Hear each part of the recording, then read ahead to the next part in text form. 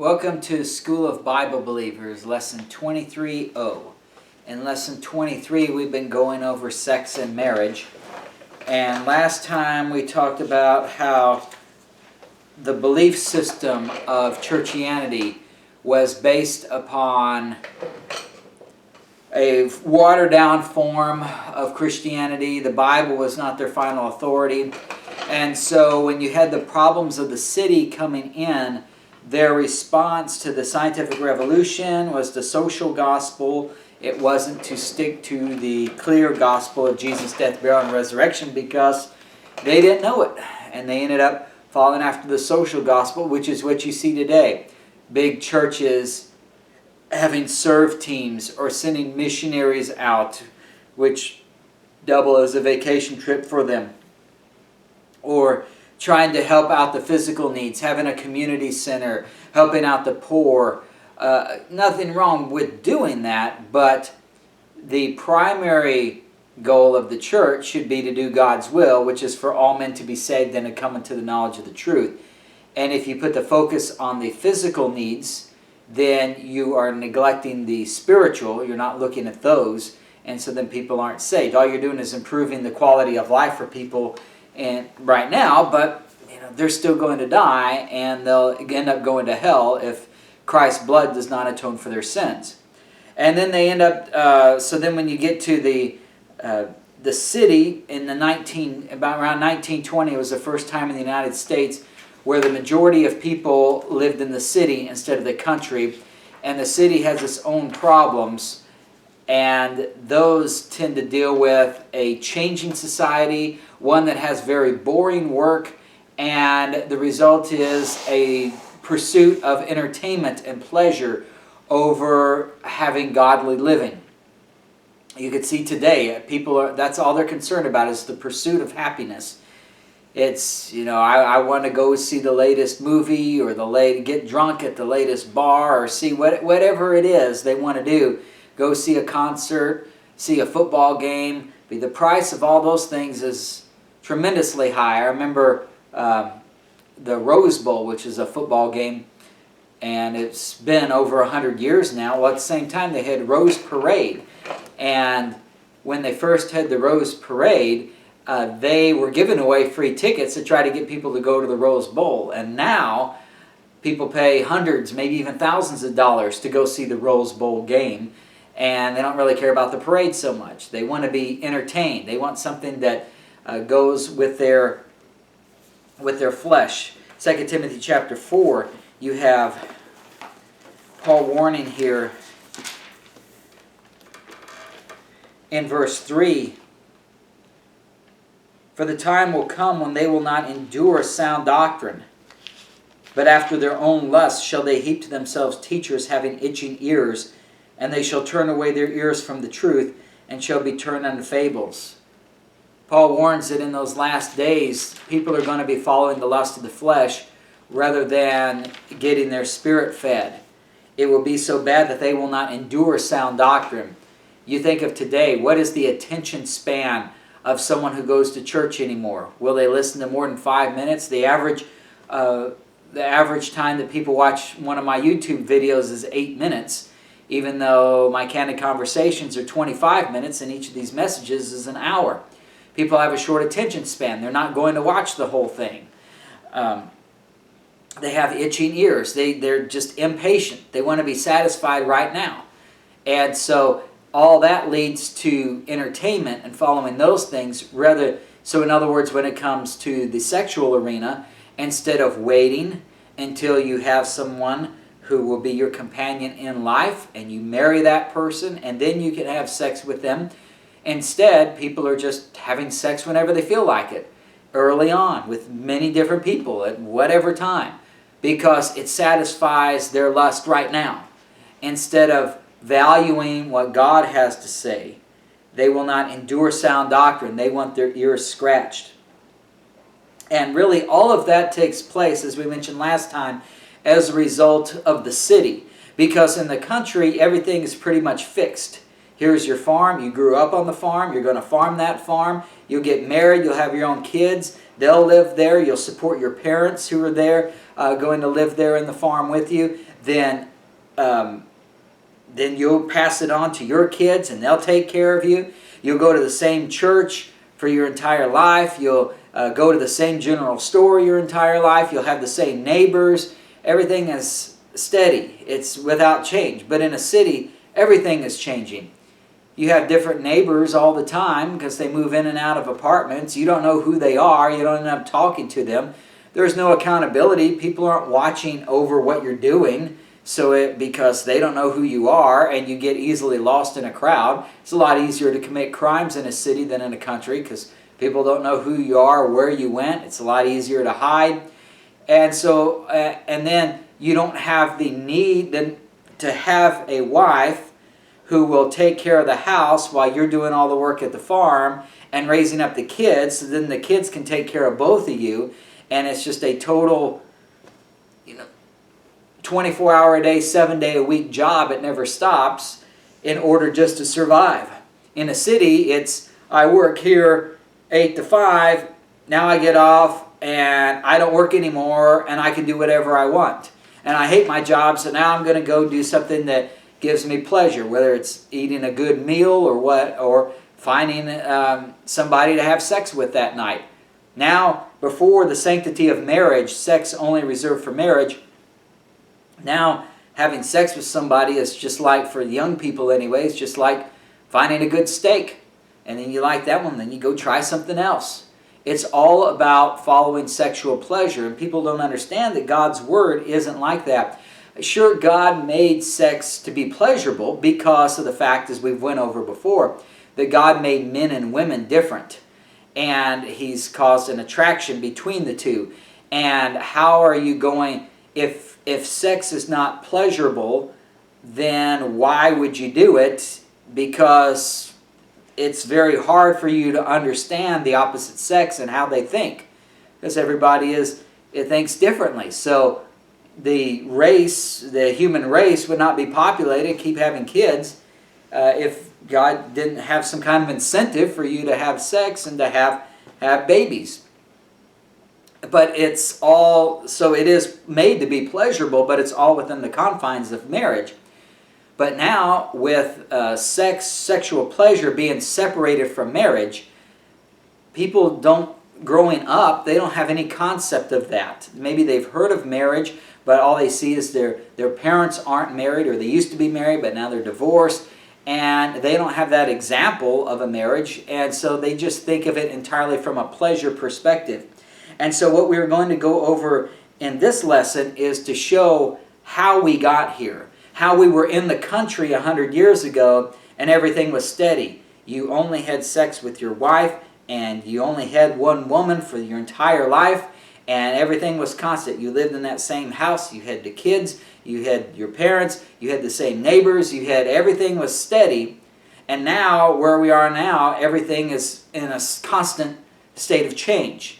How did that take place? Well, in the sexual arena, first off, as I mentioned before, a man could not survive by himself in the country. He needed wife and kids to survive. But in the city, neither one is needed. So now, what ends up happening, 1920 or so, there is the opportunity to make these wages, to make a lot more money, and to have a higher standard of living if you move out of the country and into the city. So now these young people start moving into the city.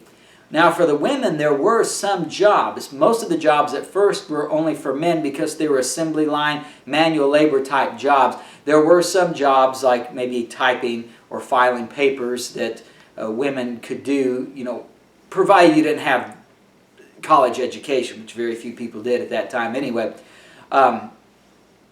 Very few jobs that women could do. And even if they did it, since the men controlled the money, they're not going to give the women that much money anyway. So they're not valued like the men are. And so the women can't survive on they're out in the city now. And instead of having their parents and their brothers making sure that they get married to a good man who will take care of them and for their life out in the country, they don't have that in the city, and they can't take care of themselves, at least initially, because they don't have a job. They can't find a job that will pay them enough to take care of themselves. The men, though, can get jobs to take care of themselves. Not that they're going to be rich or anything, but they can at least do that. And they're working long hours at hard jobs, so it's not by any means easy. But you have a disadvantage the women have. And so the women began wearing makeup and showing off their skin in the 1920s in the cities to compete for men's affections. Remember, men, the division of work between home life, you don't have that division in the country. Everything, your work is at your home, you're farming. But in the city, you go to that job and you work hard and you're just beat. And so now you get out and you say, okay, now I can do whatever I want to do. And so a lot of times the men went for entertainment. They started going to bars. And the women, they need a man still to take care of them, financially speaking. So now the men, they're only looking for entertainment, sexual pleasure. And so the women have to compete for the affections of the men by wearing a makeup. Before 1920s or before the cities, you didn't have that. If a woman, a young woman, wore makeup before that time, she was considered a prostitute. Only prostitutes wore makeup at that time. I understand in the Victorian age, some of the women, they had that white powder they put on their face. But in terms of the common person, if you're not super rich, you're just the common woman, you don't wear any makeup. You certainly didn't do that in the country. And so the older generation of women saw all these young women who wore makeup as prostitutes. They acted and looked, showing off their legs, having the hemlines move up as time goes on, whereas before the hemlines were all the way down to the ground. You didn't show off any skin like that. But women started doing that because they needed men to take care of them because they couldn't find the jobs themselves. At the same time, you had Hollywood starting off with the movies and entertainment business. Magazines were becoming mass-produced. Technology allowed those things to take place. And the women on the screen wore makeup. And they tried to set themselves apart. So then the women, Clara Bow, for example, was an early sex symbol, you could say, although the term wasn't used back then, back in the 1920s. And so the men saw Clara Bow on the screen. So now the women saw that the men liked Clara Bow on the screen. So then the women started wearing makeup and styling their hair to look like Clara Bow, so that when the men went to the bar, they would pick up those women and take care of them, at least for the night or two. And the men, sexual pleasure is now separated from pregnancy. The men don't really have to worry about it because they can't get pregnant. But, of course, the women, they have to worry about that. I mean, if you're a single woman in the city, it's going to be very hard for you to take care of yourself because you can't get a job that will pay enough. Well, it's really hard if you've got a baby to take care of too. Then you can't even work. So women were very concerned trying to find a man, not to have sex with him, but someone who would find her attractive enough to be willing to marry her and then take care of her there in the city. So they started wearing makeup and showing off their skin in a flesh competition with other women in order to stand out from the other women so that men would find them attractive and marry them. But the women and the men started having premarital sex because that's what the men were after. They didn't really care about having kids as much as before out in the country. It wasn't as necessary, nor as having wives. They were just after the sexual pleasure. And the fact that latex condoms began being mass-produced in 1930.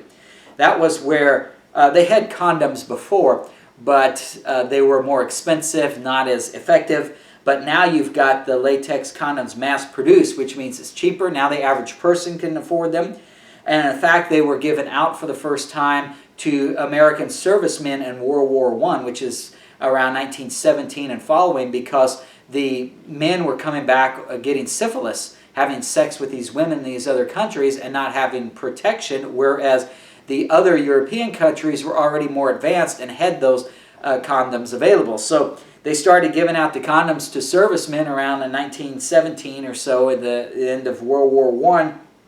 And then they were mass-produced now beginning in 1930. So now for men, sexual pleasure is separated from pregnancy and from marriage, because they could just have sex just purely for pleasure. And that's when we first have this idea, like I say today, people don't, generation growing up, they think of sex as something like a good steak. It's just something we enjoy. It's a pleasurable thing. They don't think of it as only for marriage and only with one person, and that it results in having babies. They don't see that connection there the way God set it up. Man, through his lusts, has taken the pleasure part of sex and separated it from the responsibility of a lifetime commitment and of having kids and raising them and taking care of them, so that man can work all uncleanness with greediness, as Ephesians 4 talks about. And so technology allows men to do that with the invention of the latex condoms. Women still don't have that much of control over it, and so that part in the 1920s is really considered the first wave of the sexual revolution in the United States, but it's not a big thing because it's only on the man's side. The women still don't have control over that. But when you have the real sexual revolution is in 1960, the birth control pill is approved by the U.S. Federal Drug Administration, the FDA, and now women can have control over whether they get pregnant or not. Of course, everybody has control over that. You just don't have sex. That way you don't get pregnant.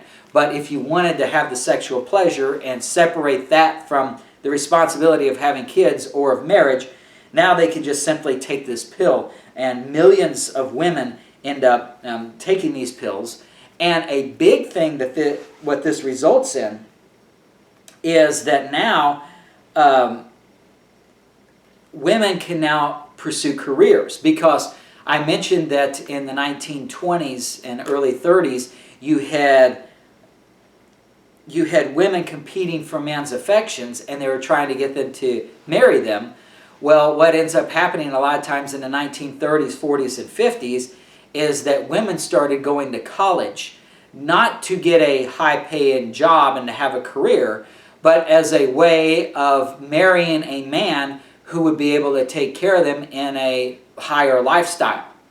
In other words, if you've got a husband who is a high school graduate, he makes a lot less money than a husband who is a college graduate. So the women started going to college, again trying to meet a man and get him to marry her. But the man there is going to have more money because now he's a college graduate, so now the woman will have the finer things of life. So, because the career was never considered an issue for women, they couldn't pursue their own career for two reasons. One is that, especially when you're young, you end up getting pregnant. And if you don't have any control over that with birth control, and you end up getting pregnant, then you have the baby. I mean, you're not able to work toward the end of the pregnancy, then you're not able to work for a while after that, and then even if you're able to work after the child is born, who's going to take care of the child? So a lot of women, even if they did get a job, once they were married and had their first kid, they didn't go back to work anymore. I know my grandmother, both my grandmother and grandfather were both very poor people, and they needed, my grandmother worked after they got married, but then and she still worked after she had her first kid, but when she had her second kid, she never went back to work again. It wasn't practical. You've got to take care of these kids growing up, and so the woman ends up staying at home, taking care of the kids, raising them, while the man works, and you just struggle by. So before, even if a woman did get a college degree, it was assumed that she would marry, or if she was already married, she would soon have a child, and so men didn't want to hire the women.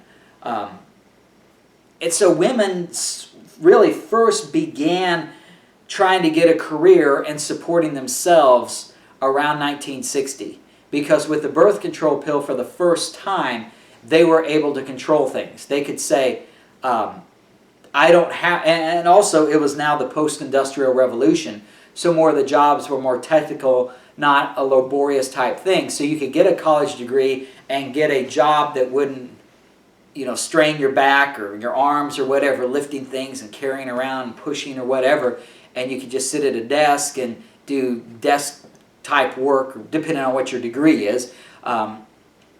And so then women can now support themselves, and they can be hired because they don't have to have a man to marry and take care of them. And even if they did get married, they could choose just not to have any kids. They could still have the sexual pleasure of having sex whenever they wanted, but if they took the birth control pill, it would stop them from getting pregnant. The birth control pill had, I believe, a 99.8 or 99.9% effective rate from the beginning there when the FDA approved it in 1960. So these pills were readily available, and then they could, women could just choose to have a career and delay having babies or not have them at all. So then women and their services were more valuable now that there were more desk jobs, less laborious type jobs. And so now, again, now it's not seen as a man needs to marry a woman who needs to have kids, and the woman needs to take care of the house and raise the kids while the man works out on the farm, and then we just all work together or else we're not going to be able to survive. In the city, everything is segregated. It's my job is from 8 to 5. Or at first I'm sure it was longer, maybe more like 8 to 8, but your job is these hours. Outside of that, you don't work. And so the same segregation took place when it came to sex and marriage. Instead of sex being associated only with marriage, it's, well, I had to do a job that I hated for a boss I don't like for little to no wages, so now that I've got some free time, I'm going to do what I want to do. So then I'm going to go to the movie and find the girl up there on the screen that looks nice, and then I'm going to go to the bar and try to find somebody that looks like that and have some fun with her. So the family unit is broken up by that fact, and then technology supports it. The latex condoms coming in 1930 being mass-produced, the birth control pill for the women in 1960, and then for the women to, I mentioned there are two main things that would keep women out of the workforce. One is getting pregnant and having to raise kids. The second one is the menstrual cycle. And you might think, the reason God designed the menstrual cycle is really to keep women out of the workforce. It was so that they can take care of the home and the kids and take care of things around the house, because for 1 week out of every month, they would not be able to do like a man and go to a job and work at some labor like that because of the menstrual cycle. And you could see God designing that if you go over to Leviticus chapter 15.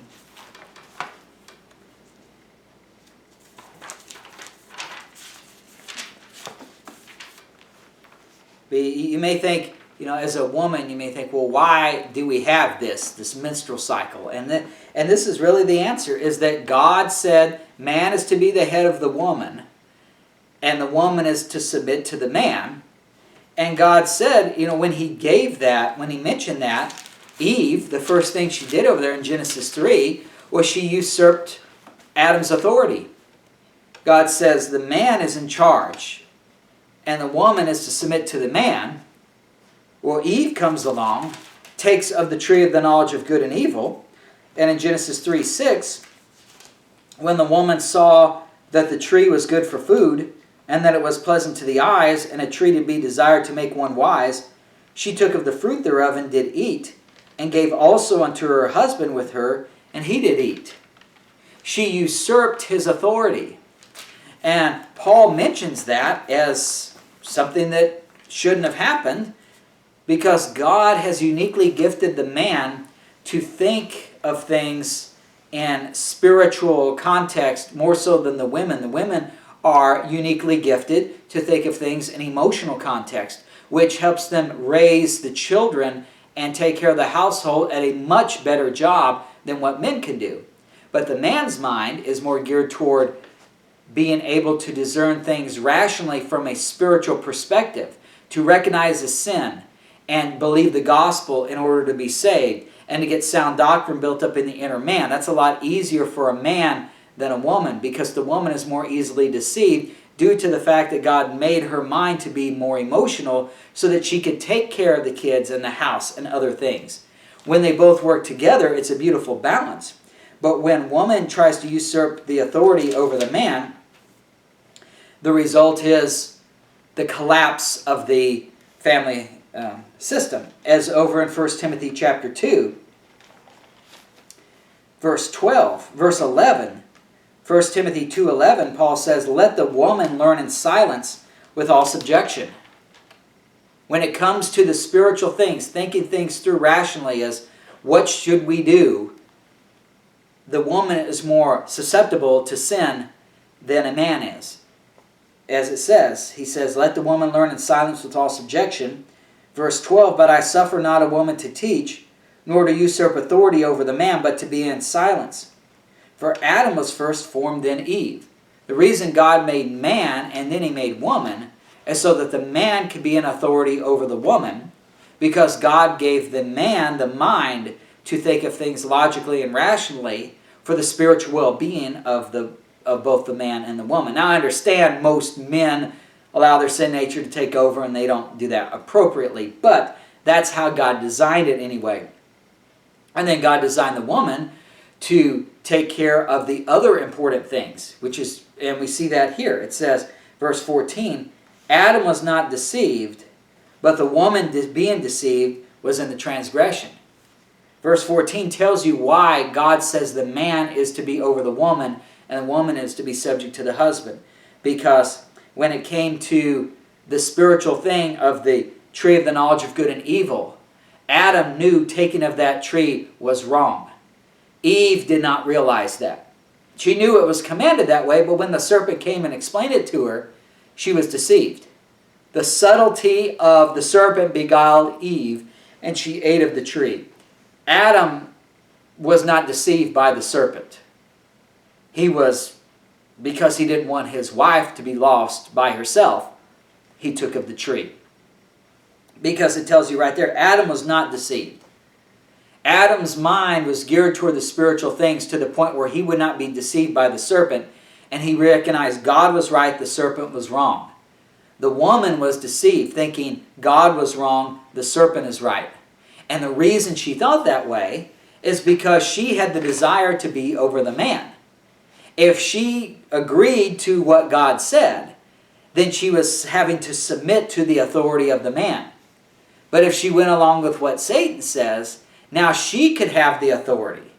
And so her pride kicks in, and she says, "I'm going to eat. You can't tell me what to do. I'm going to eat."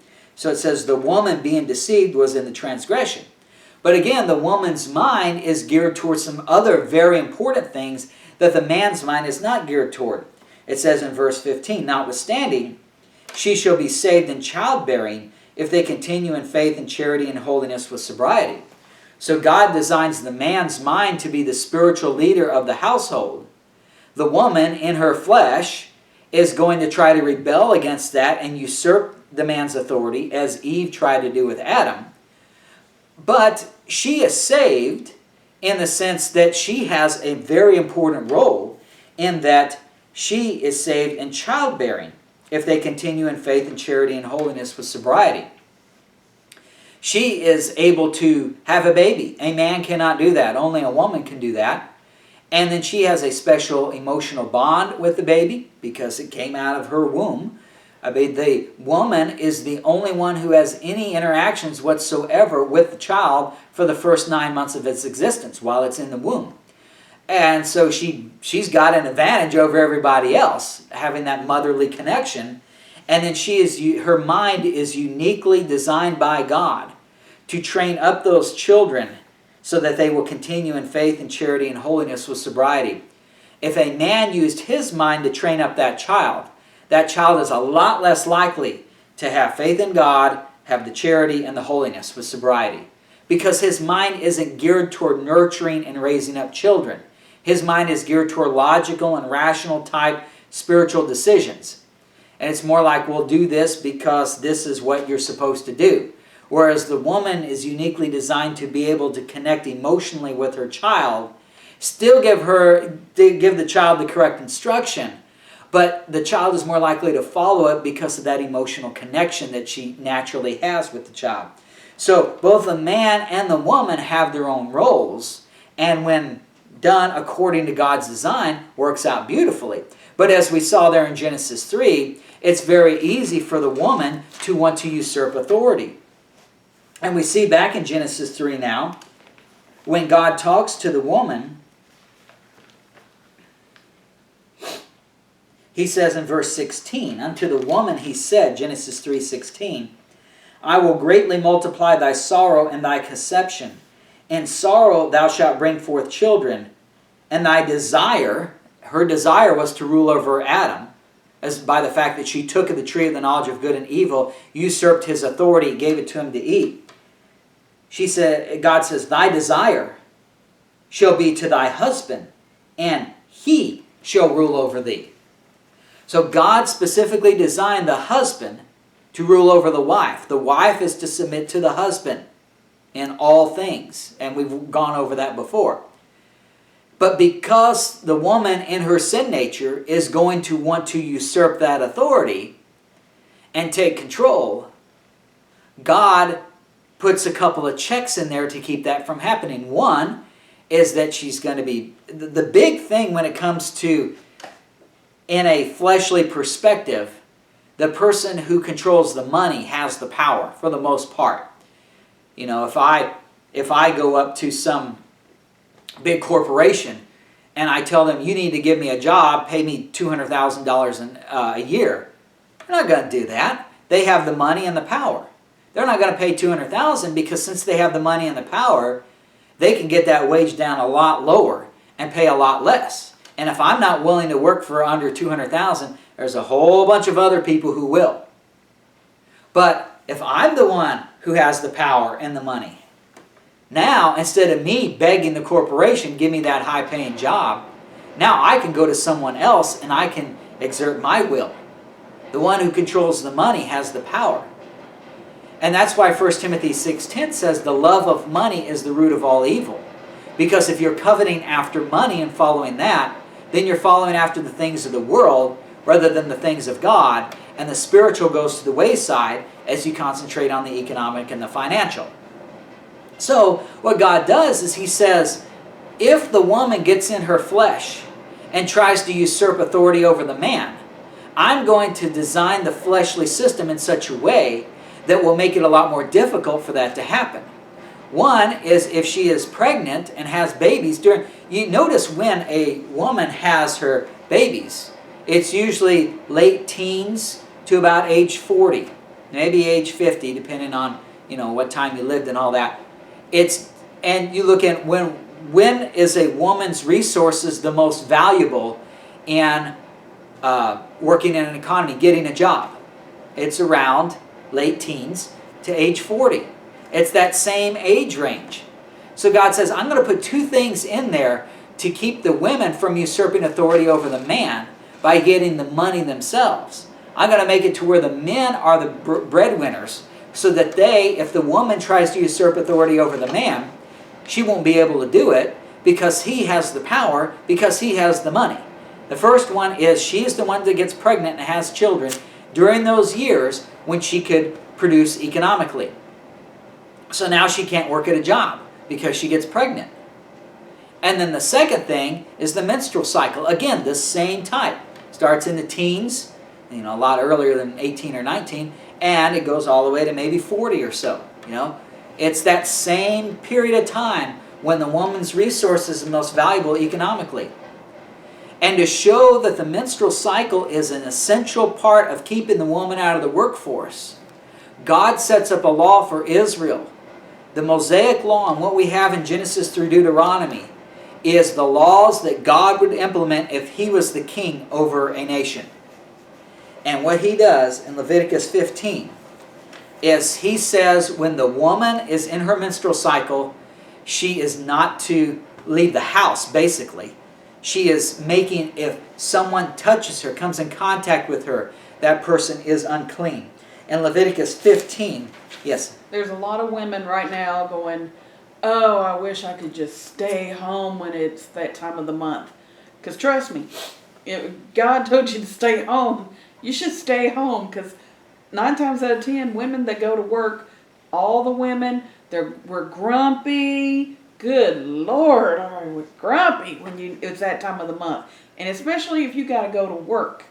You got to get up. you're bloated, you can't get in your favorite pants, your favorite skirt, your favorite shirt. It takes you 30 minutes to figure out what to wear. Then you gotta fight.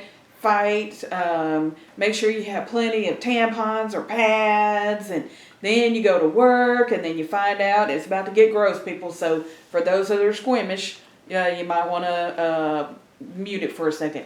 And then you get to work and you find out you bled on yourself. Then you got to go change yourself. See, God said stay at home. We should just stay at home when it's that time of the month. Yeah, and I can understand the women being grumpy. I mean, if I've got a massive headache or I'm sick, I don't want to work. I usually just want to lay around, be quiet, and not have to deal with things. And so you see in Leviticus 15:19, it says, "And if a woman have an issue, and her issue in her flesh be blood," so this is referring primarily to the menstrual cycle, "she shall be put apart 7 days." So that's that 7-day period, once a month, that the woman has, the menstrual cycle. "And whosoever toucheth her shall be unclean until the even." See, this is God's law for a woman going through her period. That if God was the ruler of, let's say, the United States, this would be the rule. Well, if I touch a woman who is in her menstrual cycle, this verse here says, I'm going to be unclean. So I'm going to be unclean. That means I can't do my work and everything, because now I'm defiled by her. So that means that in God's nation, if this is the law that man would implement, that God wants them to implement, then a woman would not be working with men in a workforce. Now the woman could be like the woman of Samaria who goes to the well and gets water, that type of thing. But you're not going to be in a workforce. Certainly won't be around other men. And you notice it says, toucheth her shall be unclean until the even. Well, that makes it great for the man, because what the man does is he gets up in the morning, doesn't touch her, and then in the evening he can touch her when he gets home from work. He won't be unclean, because the uncleanness only lasts until the evening. So basically it separates the woman from the man to keep the woman from working. That's why you'd be unclean until the even. Because once the even comes, the sun's gone down, you can't work. They didn't have third shift back then. You didn't work at a hospital at 2 in the morning. They didn't have that type of stuff. Everybody quit work when the sun went down. Well, now you can't work. You could start working now, because you wouldn't worry about being unclean touching this woman, but there isn't any work to do because the sun went down. Verse 20, "And everything that she lieth upon in her separation shall be unclean. Everything also that she sitteth upon shall be unclean. And whosoever toucheth her bed shall wash his clothes and bathe himself in water, and be unclean until the even. And whosoever toucheth anything that she sat upon shall wash his clothes, and bathe himself in water, and be unclean until the even. And if it be on her bed, or on anything whereon she sitteth, when he toucheth it, he shall be unclean until the even." Basically, those verses tell you that a man cannot come in contact with a woman in her period during the day, because doing so will make the person unclean until the even time, so that he can't get his work done. God set these rules up specifically to keep the woman at home. But what ends up happening? Remember, man's following his own flesh, his own lust. And you don't have the sex and marriage, sex equals marriage anymore when you get to the city. In the country, see, this would be no problem. The woman could stay at home during her period, which would be fine, because she's got to take care of the things around the house. And, while the husband is out there working out in the field, she can mend the clothes and, get the dinner ready. Dinner, by the way, was at around noontime. That's when the big meal was, because the husband was out there at that farm working hard all morning, and he's starving by the time you get to lunch, and she's had the morning to prepare that meal. So you had the big meal at lunch, it was called dinner, but now it's called lunch today. Then you have She can take care of things around, a lot of things to do around the house if you don't have electricity and blenders and all the kitchen devices and all the washing. You don't have a washing machine and a dryer. I mean, there's a lot of stuff, men sewing things by hand. I'm sure the husband tears his clothes a lot. You can't just buy some new one that made in China for $1. You got to make that clothes do. So she's got to hand stitch this stuff together, and just a lot of work to be done around the house. And so she can do that type of stuff and not make anybody unclean, because the men are out working and she's outside the home and she's working in the home. But when the woman go out to the, but when you go out to the city, and now the woman can't rely upon her parents and her brothers to make sure she marries a good, godly man who will take care of her, who will work hard. I mean, and the people in the country, they still got the lust of the flesh too.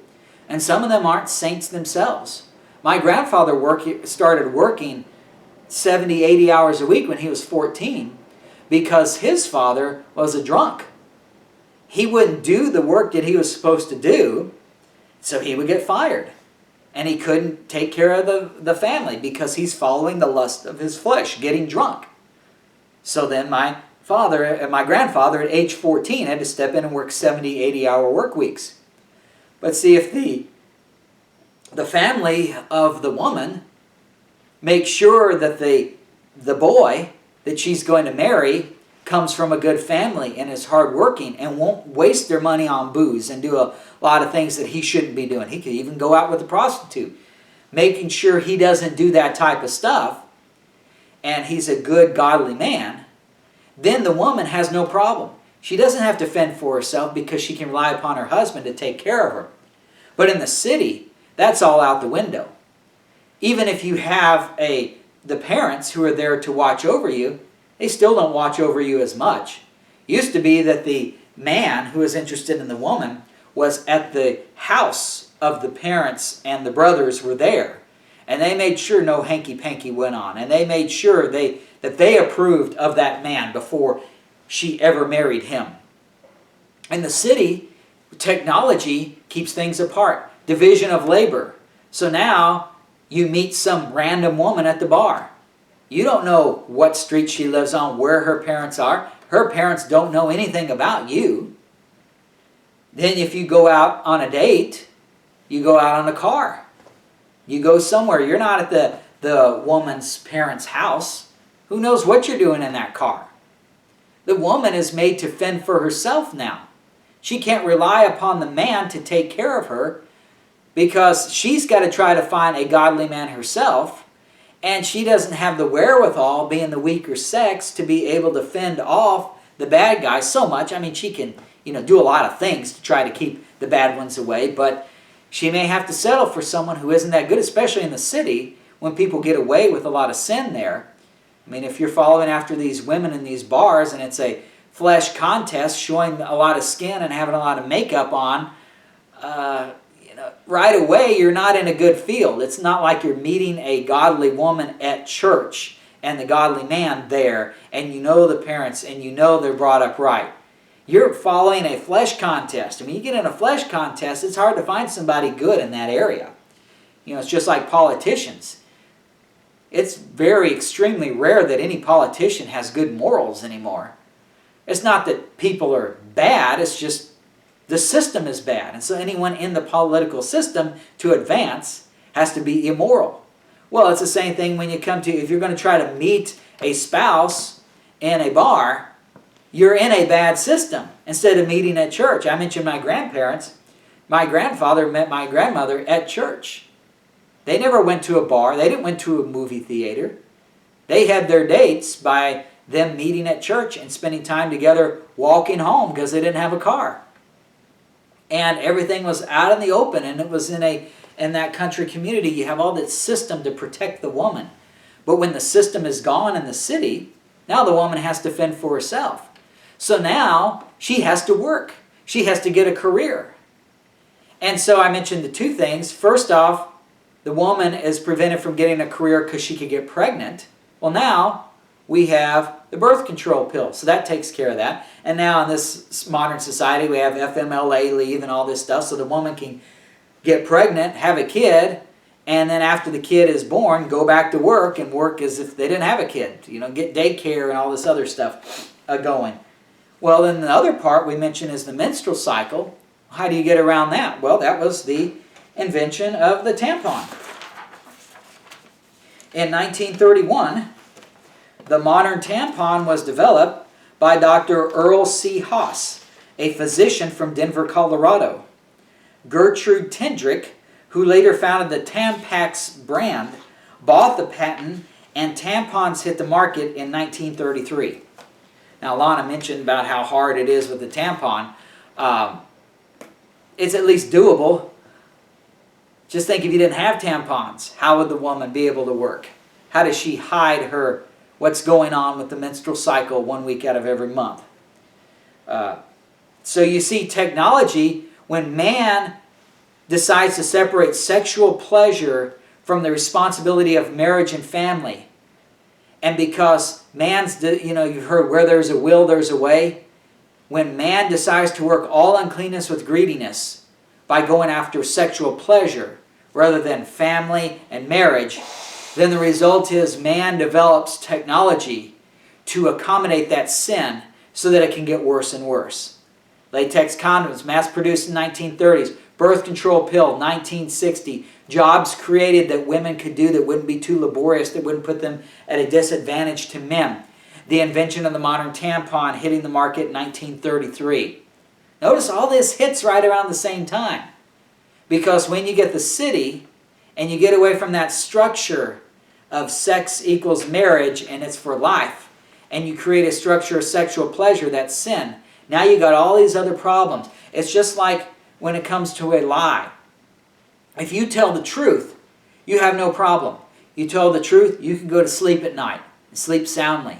But if you tell a lie, now your brain is working. You think, okay, I told a lie. Now, what are the possible scenarios where I might have a question because it doesn't sound like the truth? So if I'm questioning about it, what lie do I tell to cover up the lie? And then what lie do I cover up? What lie do I tell to cover up the lie that I covered up to tell the first lie? And you got this tangled web of lies that you have to deal with. Well, that's the similar thing happens when it comes to separating sexual pleasure from marriage and family. If you do things the way God's intended, where the only person you ever have sex with is a member of the opposite sex, and you are with that person for your entire life, then you take care of each other, doing the godly roles that God has given, both for the man and the woman, and then everything is fine in that area. But when you go to the city and start pursuing the love of money and power, rather than the way God thinks God set up things, and then you say, well, I don't want to have sex only to have kids or only with my spouse, but I want to have sexual pleasure with all these different people, and I want to do it whenever I want with whoever I want. Now you got to have all this other stuff to cover up. You're going against God's system. So now you got the issue of unwanted pregnancies and taking care of kids. Oh, well, we'll take care of that with the latex condom and then the birth control pill. Then you got the trouble of a woman having to take care of herself. Well, then we invent the tampon so she can get out there and work even when she's got her menstrual cycle going. And we invent jobs that will allow a woman to take care of herself and won't be at a disadvantage to men because it's not as a laborious job. All these things are the result of getting away from marriage and family and getting into sexual pleasure. If that never happened, if men and women, when they went to the city, men are going to work all uncleanness with greediness. People will sin as long as they feel like they can get away with it. In the country, you can't really get away with it. Because if you cheat on your wife, well, her brother may come and shoot you in the head and you're dead. If you decide to, the woman cheats on the man, he may just kick her out and she doesn't have any way to take care of herself. You end up living homeless and out of poverty, no one will give you a job, no one will hire you because they know of what you've done. You went against the system. But in the city, you can do these things and the consequences aren't as bad in general. The system in the city protects sin. The system in the country protects God's way of doing things. And so when you get to the city, if man says, I'm still going to obey God and His Word, that you can still do that. Today, in 2019 in America, you can still get married, have sex with only one person your entire life, be faithful to them, have kids only with them, and you can have the system that God set up. You can observe that today if you want. But because people follow their own lust, you see, they have the opportunity now to sin is a greater opportunity in the city as opposed to the country. Then you see the downward spiral of sin taking place in the city. And when sexual pleasure, look over in 1 Corinthians 6, we've mentioned this verse before. And the reason we're spending so much time on sex and marriage, 1 Corinthians chapter 6, verse 18. Flee fornication. Every sin that a man doeth is without the body, or outside the body. But he that committeth fornication sinneth against his own body. The only sin that you can do that is against your very own body is sexual sin. And it is sexual sin that has destroyed our society. Sexual sin was kept at bay in the country. The people who became the prostitutes, or the people who slept with prostitutes, they were the dregs of society, and we didn't associate with them, and they were considered outcasts. But today that stuff go on, and they just part of the society. And so when you sin against your own body, that's where all these problems come up. But because man wants to follow his own lust of the flesh and work all uncleanness with greediness, he uses his technology of the city to invent latex condoms, birth control pills, tampons, and jobs that women can do, just so the sexual sin can continue and in fact get worse. And that's why we're so far removed from the system of the country 100 years and back that people don't even recognize it's a sin to have premarital sex or to be with more than one person in your entire life, or to even for women to work during their menstrual cycle. I mean, that's a law that God put in Leviticus. It's not a sin to do that today because we're not under that law since God is not the king over the United States. But it would be awesome. But yeah, as a woman, if you wanted a woman or women to work at your business, you tell a woman when it's that time of the month you get a week off. Now, not with pay, and maybe if you really liked them, you give them pay. And I mean, you got now where you've got family leave, where if you have a child or adopt a new child, they give you 6 weeks. They pay you. They give you 6 weeks so you can bond with the child. If a business says you got a week off, do you know how many women would take that?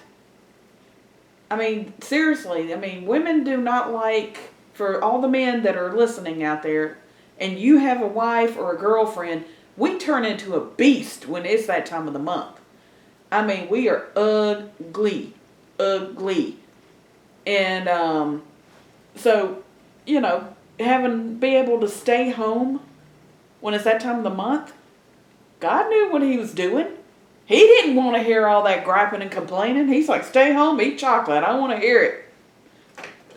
But look at how the family has been torn apart as a result of following sexual pleasure instead of having sex equal marriage and the family values. Marriage rates hit a 93-year low in 2014. Divorce rates tripled from 1962 to 1981. Remember, birth control pills come out in 1960? Post-industrial revolution, women can have their jobs and support themselves.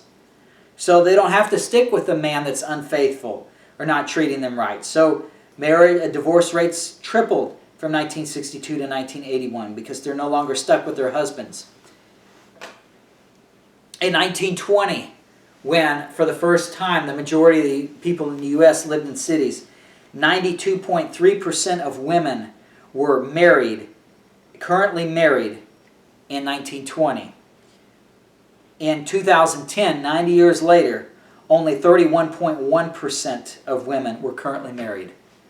3 times more women married in 1920 than in 2010. That means 2/3 of your families are eliminated in 90 years. Society's morals fall in the 1960s because that was the sexual revolution for women.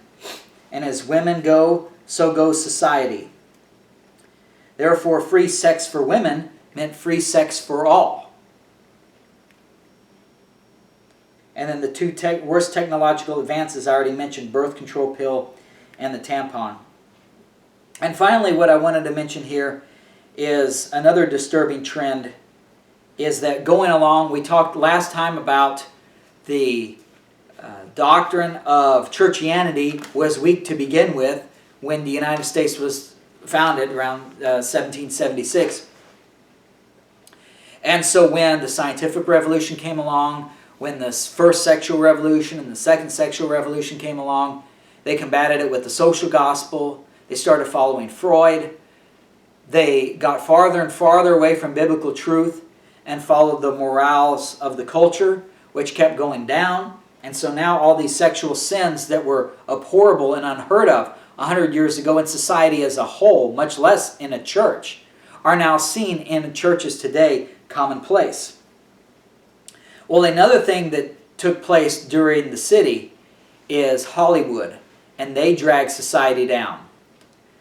And this is where a lot of the adultery and following after pleasure rather than following after the things of God, and understanding that sex was created just between a man and a woman, and it is for families. It's not for, and to have kids, it's not something that is supposed to be separate. The pleasure of sex is not supposed to be separated from marriage and family. A big factor in causing us to go from marriage rates at an all-time low, or a 93-year low in 2014, and for divorce rates to triple, and for only 1/3 of the women being married in 2010 that were married in 1920. A big factor in causing this big slide was Hollywood, movies, television, the entertainment industry. Because in general, men look after women for, if they're going after the flesh, the physical part of that.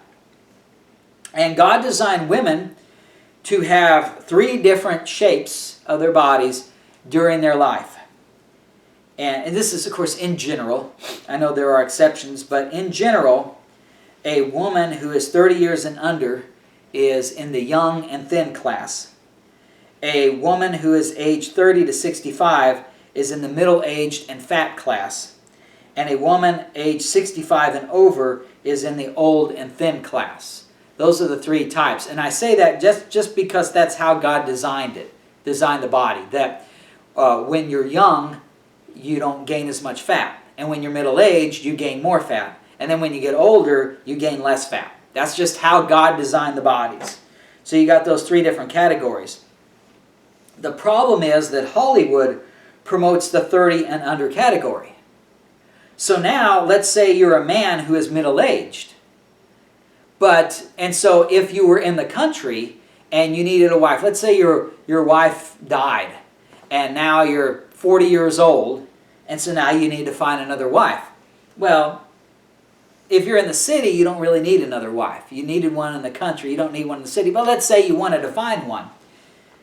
Well, you would probably, if you're in the country, you'd probably find somebody about your age, about the same situation in life, because they can better help you. I mean, if you need a helpmeet in life, God made the woman to help meet the husband. So if you need somebody to help meet you in life, it's better to find somebody that's in the same stage of life that you are. So if you're 40, you'd probably look for a woman in a similar situation who is about 40, and you'd end up marrying her. But the problem is that Hollywood, in these three types, the 30 and under, which is young and thin, the 30 and 65, which is middle-aged and fat, and the 65 and over, which is old and thin, Hollywood promotes the 30 and under category only. When you look at movies and magazines and television, and you see women in those things, very rarely do you see women who are over 30. And if you do see them over 30, they're not going to be the middle-aged and fat. They're the ones who get the Botox and the liposuction, and they're anorexic and bulimic or whatever they need to do to keep looking like they're under 30. Hollywood will glorify. You have some actress, let's say, who is just a super hot star and making all these movies and very popular, and now she's 40-something. Well, she's going to do everything in her power, close to killing herself, to look like she did when she was 30 in order to keep on TV. If she gains 200 pounds, they're not going to have her on TV anymore. They're only looking for that young and thin type. So the result is, here's the man who is 40 years old. Let's say he is married. Well, he's not really looking for another wife, but all the images that are given to him, he's bombarded with women who are young and thin, 30 and under. He's not in that age category. He wouldn't even think about that age category if he was in the country. But because he's bombarded with thousands of images every single day of the 30 and under, and that's the only category that's promoted, the result is you have many men who end up with a lot younger women. You know, a 60-year-old man leaving his wife for a 20-year-old woman. Because that is, in other words, instead of looking, the great thing about marriage is that you meet somebody, you're with them, and you experience life together. And experiencing that life and going through the different mindsets and everything that's involved, it results in your love for that other person growing. And you see the other person as being more and more beautiful every single day of your life because of that special bond that you have with them being closer and closer. And you get farther and farther away from the physical being important, because you notice that what's important isn't what they look like, it's who they are on the inside. It's the inner man, as Peter wrote in 1 Peter chapter 3.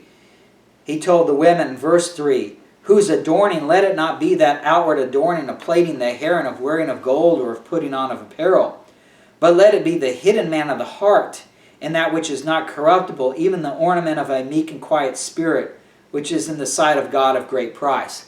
If you're in the country and you can have that special relationship with your spouse and understand these verses to be true. But if you're in the city and all you're doing, and it works the other way too, the women being bombarded with young, tall, dark, and handsome men on screens and models and everywhere. And the same thing for the men, being bombarded with these young-looking women who so skinny they're showing their bones, and that's considered attractive. Well, then you get farther and farther away from God's standard and realizing what a special, beautiful thing you have with your spouse that's been built up, and the love grows as time goes on. And instead you just follow the lust of your flesh. And that's why you have so many affairs and things. So Hollywood, they're promoting the flesh, in other words. When you see somebody on the silver screen, you're not seeing their inner beauty, because you don't know who they are on the inside. The only thing you can see is the outward beauty. So Hollywood is going to try to make the people on the silver screen as beautiful on the outside as they possibly can. And then when you look to that, now you're valuing outward beauty over inward beauty. And so then you're willing to give up all the things that you've worked for as a couple and the inward beauty that you have between the husband and the wife, because you don't value that anymore. All you value is the outward beauty. Meanwhile, the women, they're doing the same thing as the 1920s. They're trying to look like the women who are the attractive women in Hollywood. And so if you find that attractive on the silver screen and you see it in person, well, then you're likely to go for the in-person thing and give up the inward beauty that you have with your spouse. So Hollywood has promoted that 30 and under category and ruined a lot of marriages. And then another sad part of it is there is no differentiation in terms of how much skin is revealed and how much makeup is used in underage girls in advertisement versus women in their 20s. And this ends up promoting child rape. When I was a kid, you would never, ever see a 10-year-old girl wearing any kind of makeup. It was unheard of. Makeup and jewelry and those outward adornment, a 10-year-old girl shouldn't be worried about that. She's not an adult yet. She doesn't need to get a man. She needs to look like a girl, a 10-year-old girl, and do things that girls do, not things that adults do. But, for example, on the internet, a Target commercial comes up, Target of all places, and they show two women in swimsuits, and they're in their mid-20s, probably, I'm guessing, I don't know. And then they show two girls right after them, probably about 10, 11, I don't know. They're both showing just as much skin, the 10-year-old versus the 20-year-old. They're both wearing just as much makeup, just as much jewelry. There is no differentiation between the two. Today, if you were to go to a public park, you would see girls wearing next to nothing, age 6, 7, 8-year-old girls, barely having any clothes on, which was absolutely unheard of 30, 40 years ago.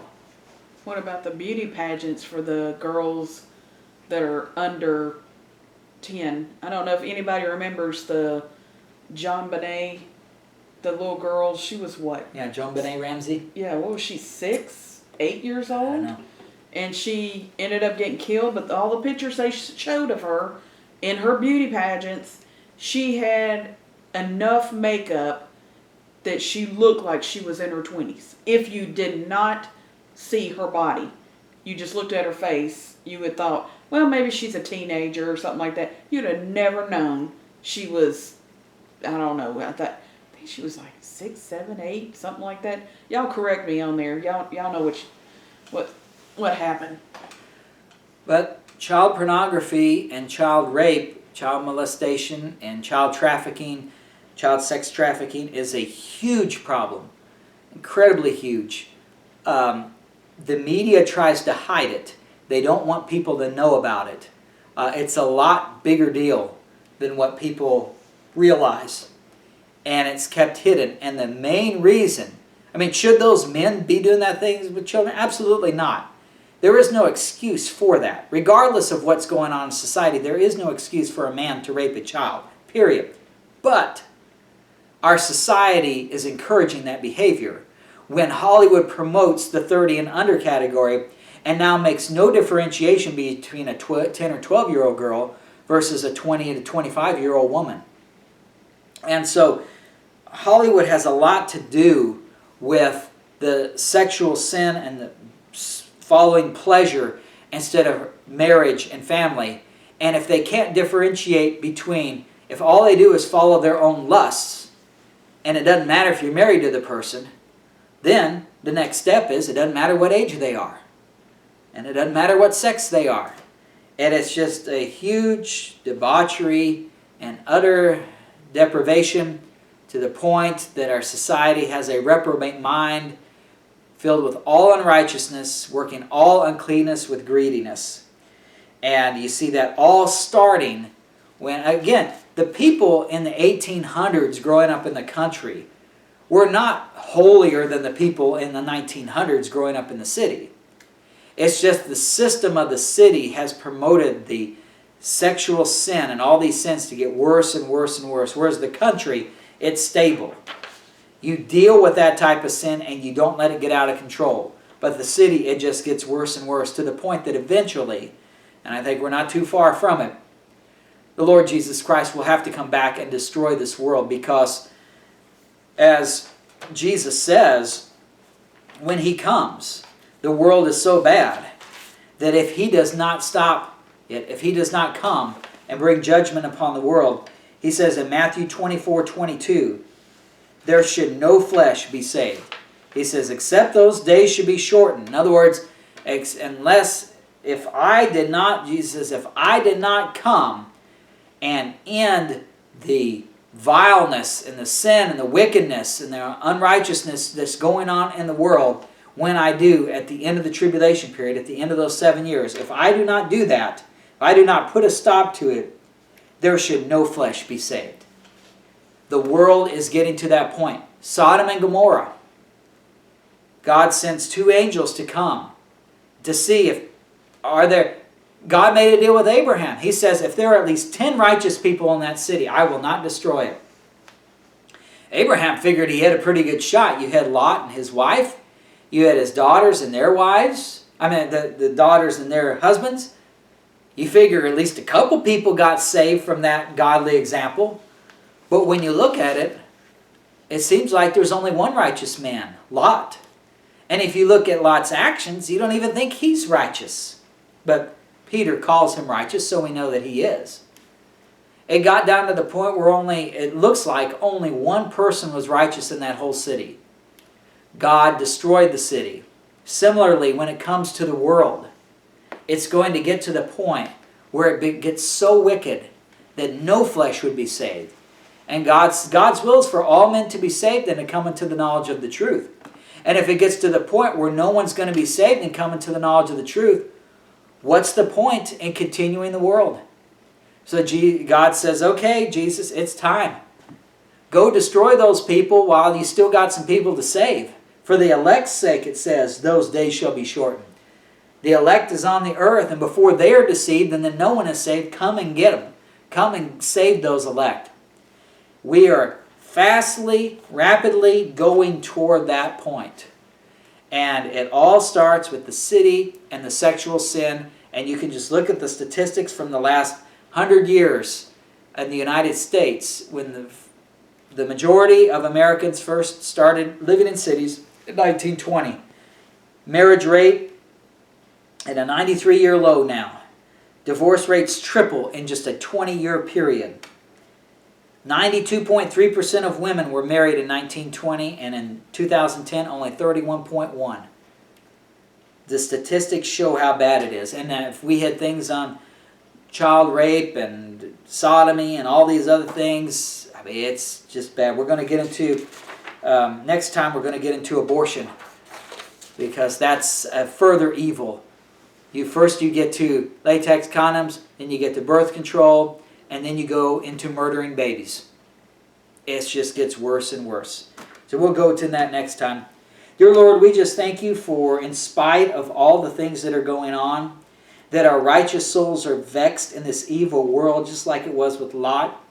We thank you that you have preserved your word, your inspired word, that it can truly furnish us unto all good works. Help us to look to your word and believe your word over everything that's going on in society. And in spite of everything that's going on in society, that Christ can still, your word can effectually work in those who believe, and Christ can still live in us in spite of what's going on in the world. We thank you for that in Jesus' name. Amen. Okay, thanks for joining us. Next time we'll cover the evils of abortion. So join us then.